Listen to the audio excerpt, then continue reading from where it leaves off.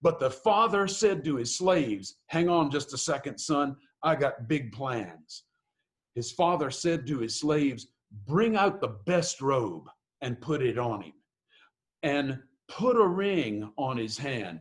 In the original Greek, the language is a little bit different than all of our English translations are reflecting here. It's not a put a ring on his hand. That's good English, but it doesn't reflect the Greek. The original Greek says, give a ring on his hand.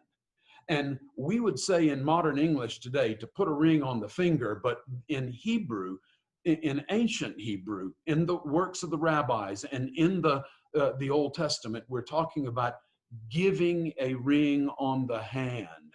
That's the way that the language reads.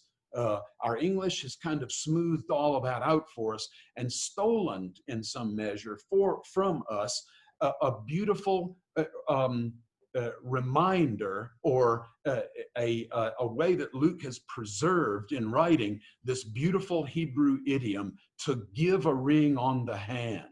And put a ring on his hand, or give a ring on his hand. And also the verb is paid forward here, used elliptically, and give sandals on his feet. And that's beautiful biblical and post-biblical Hebrew, and we have it preserved right here in the Greek of the gospel.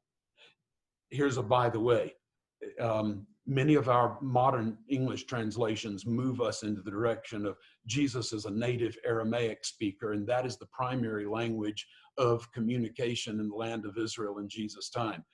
This idiom, preserved for us in the divinely inspired Greek of the New Testament, does not exist in the Aramaic language. Isn't that amazing?